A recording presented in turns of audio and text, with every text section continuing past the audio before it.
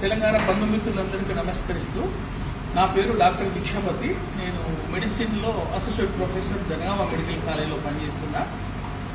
మిత్రులారా, నా చేతిలో ఉన్నటువంటి సర్పం ఏదైతే ఉందో ఇది రక్తపేంజర్ అంటారు. దీనిపైన ఇది చాలా కొద్దిగా హైట్ తక్కువ ఉంటుంది. తర్వాత దీని యొక్క తల ఏదైతే ఉంటుందో త్రిభుజ ఆకారంలో ఉంటుంది. యూజువల్గా త్రిభుజ ఆకారంలో ఉంటుంది. అయితే ఈ పాము గురించి ఎందుకు చేస్తున్నామంటే, ఎండాకాలం నుండి వర్షాకాలం వచ్చినప్పుడు బొరియలలో ఉన్నటువంటి పాములు బయటికి వచ్చినప్పుడు రైతులు వ్యవసాయ పనులకు పోయినప్పుడు, కూలీలు వ్యవసాయ పనులకు పోయినప్పుడు ఈ యొక్క పాము కాటు భారీ అవుతున్నటువంటి ఇది ఒక సమయం ప్రస్తుతం. ఇది ప్రతి ఒక్క గవర్నమెంట్ హాస్పిటళ్లలో రోజుకు 4 నుండి 5, ఒక్కోసారి 10 కేసులు కూడా మేము చూస్తున్నాం. అయితే దీంట్లో మనం ముఖ్యంగా గుర్తుంచుకోవాల్సిన 2-3 విషయాలు ఉన్నాయి. ఏంటంటే అవి, మన దగ్గర ఉన్న సర్పాలలో రక్తపెంజర, కట్లపాము, తాచుపాము, ఈ 3 చాలా అంటే భయంకరమైన విష సర్పాలు.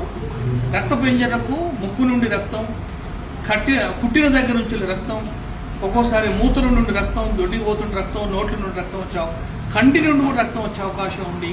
ఈ తీవ్ర రక్తస్రావం జరిగి మనకు కిడ్నీలు కూడా ఫెయిల్ అయ్యే అవకాశం మనకు రక్తపెంజరతో ఉంటుంది. కట్లపాము, నాగుపాము తనక పోలిస్తే కట్లపాము చాలా ప్రమాదం. అది కుట్టినట్టు తెలియని కూడా తెలియదు. అందరూ ఏమంటే పారింది అని వస్తుంది, ముట్టింది అని వస్తుంది. కానీ